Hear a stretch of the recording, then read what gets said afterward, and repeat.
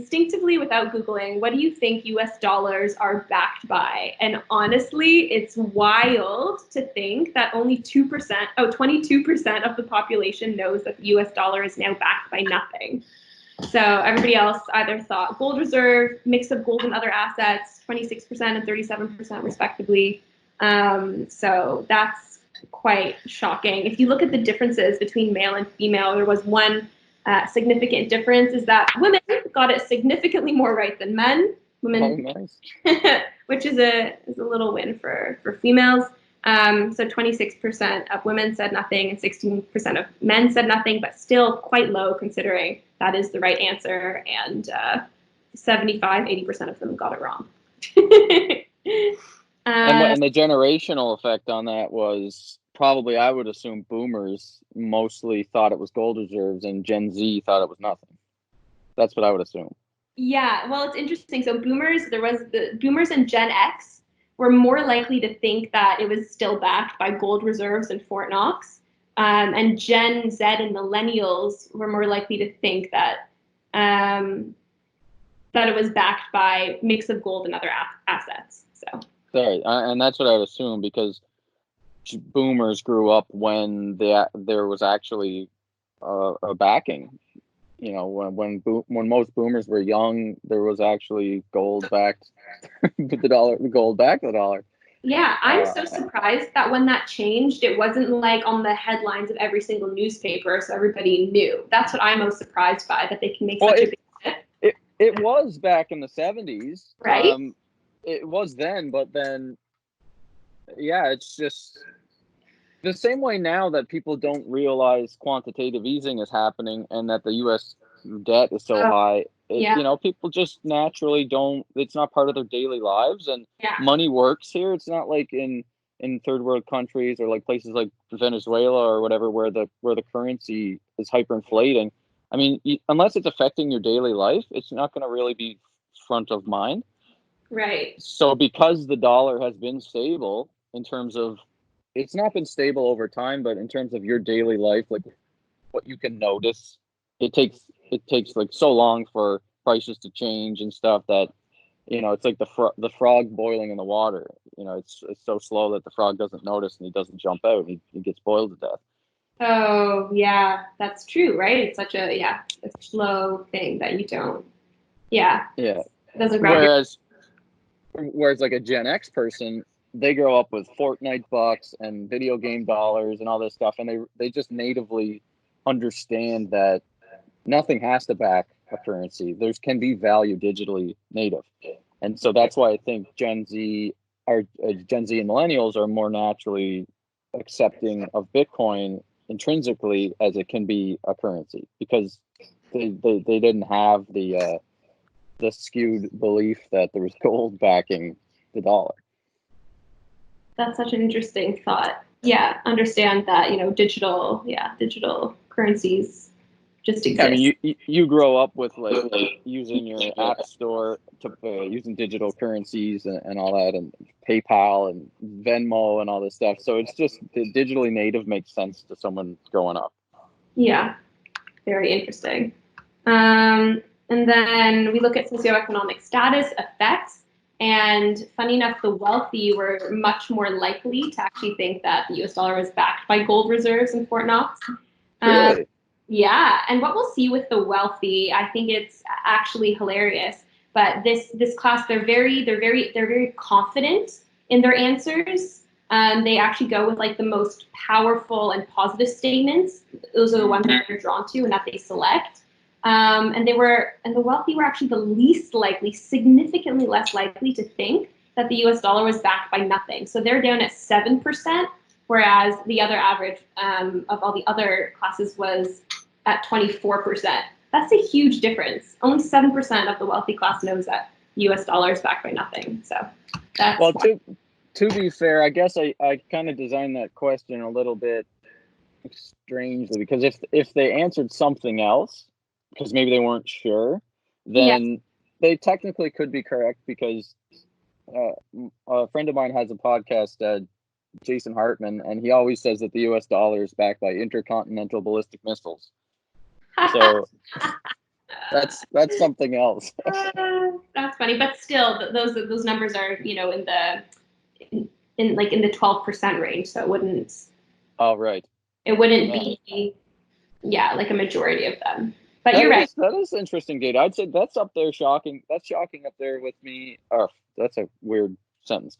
That is the same the same shock level to me as the amount of conversion of boomers pre and post survey to accepting Bitcoin or interest in Bitcoin.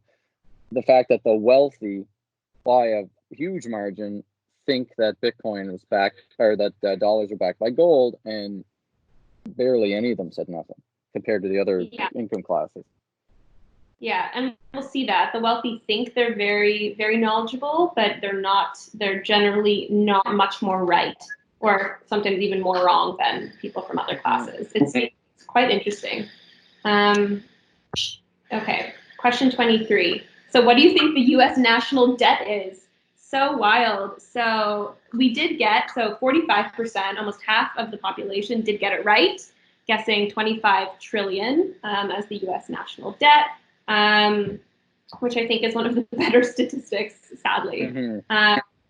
And so if you look at gender effects, male or female, men were likely to underestimate the national debt, and women were more likely to overestimate it. So we have more women thinking it was 100 trillion, and we had more men thinking it was 1 trillion. So interesting. So that supports what you said earlier at the beginning when you said that women generally answer the questions more conservatively, and they show like a less aptitude to take risk than the men do.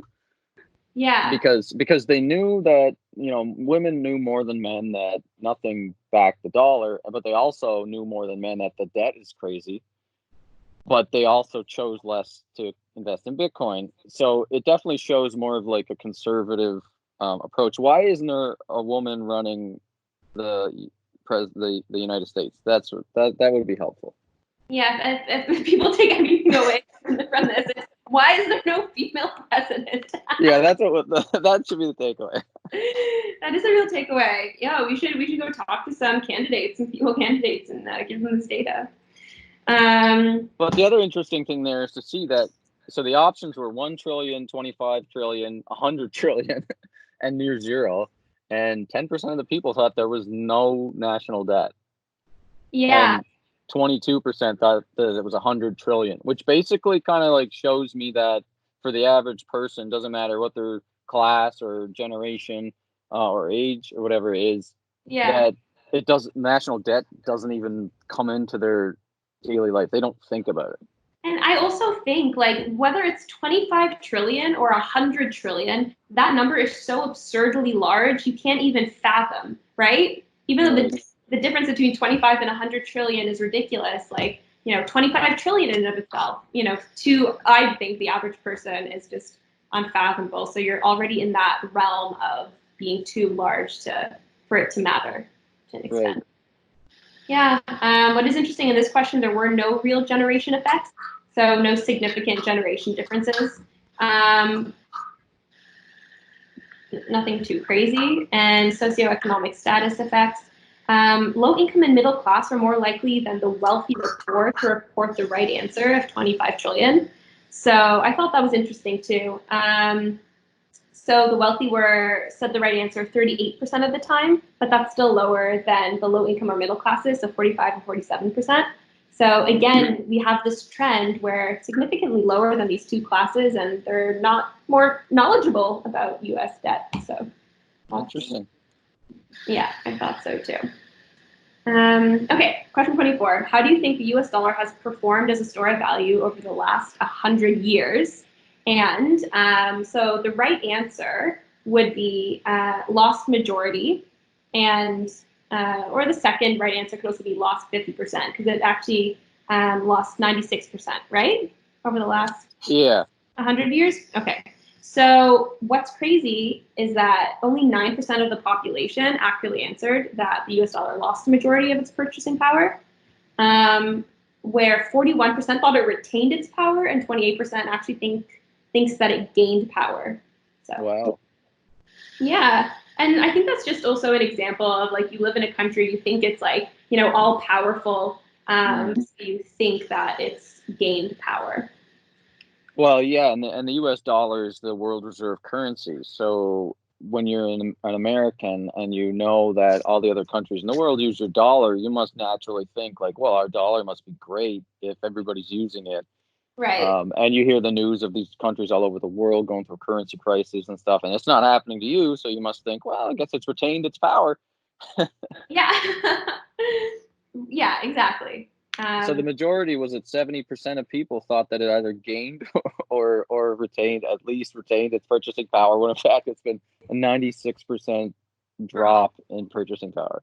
Yeah. And that was probably the aha moment for most people, I bet, because that was the most poorly answered question by most people. Like, they didn't know. And so when they probably learned that the national debt was actually really high and the dollar lost the majority of its purchasing power over the last 100 years, I bet you that's probably the answer that the boomers caused the boomer generation to sort of like 300% change their mind.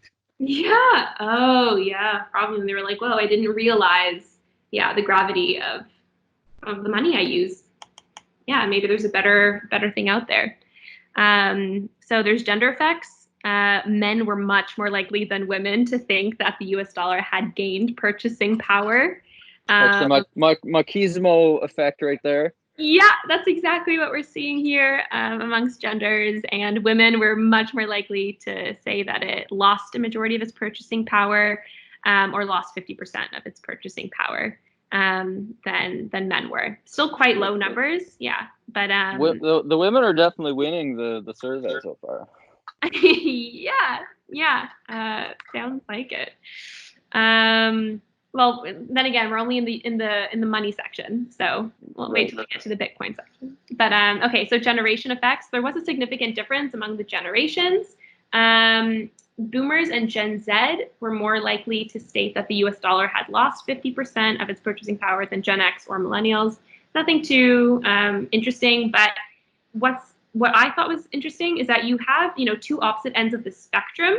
Yeah. So you boomers and the Gen Z that are quite aligned with each other, and then you have the Gen X and millennials in the center that are also quite aligned with each other. And that's a trend that I saw in this survey, both for generation effects, but then also for the socioeconomic status effects.